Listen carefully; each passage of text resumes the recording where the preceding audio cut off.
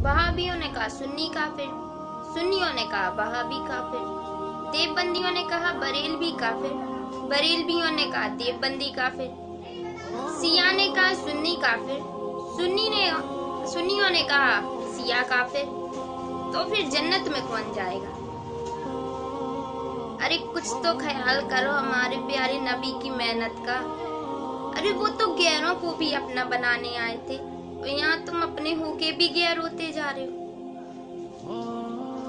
मैं हिंदू होकर भी इस बात को समझ रही हूँ और तुम मुसलमान होकर भी इस बात को नहीं समझ पा रहे हो।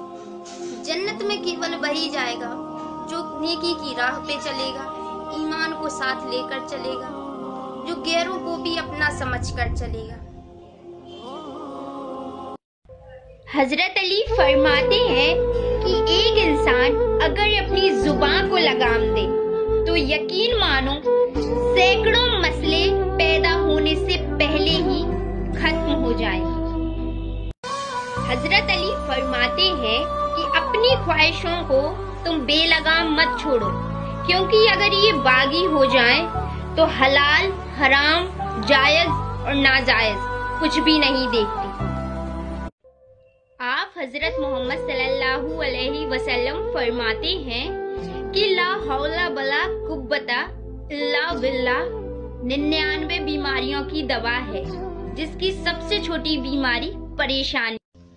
आप हजरत मोहम्मद सल्लल्लाहु अलैहि वसल्लम फरमाते हैं कि जब कोई शख्स एहसान जताने के लिए किसी दूसरे व्यक्ति को कोई चीज देता है या चीज देने के बाद एहसान गिनाता है, यकीन मानो कयामत के दिन अल्लाह उसकी तरफ एक मर्तबा भी नजर उठाकर नहीं देखेगा। कुल मिला के उसे दोज़त का भागीदार बनना ही है। तो भाइयों, एक बात कहना चाहूंगी कि किसी को जरूरत के वक्त अगर आप कोई चीज देते हो, मदद देते हो, तो उसका एहसान मत गिनाओ, क्योंकि वो जो मालिक है वो आपकी अच्छाइयाँ और बुराइयाँ सब देखता है, उसे सब पता है। इसीलिए एहसान गिनाने की ज़रूरत नहीं है, वो गिनती कर रहा है आपके अच्छे और बुरे कामों की। होता जो सुकून सफेद रंग में तो इंसान कफन को देखकर खौफ खाता नहीं, और अगर होता खौफ काले रंग में तो यकीन मानो काबा देखकर इंसान चैन पाता नहीं।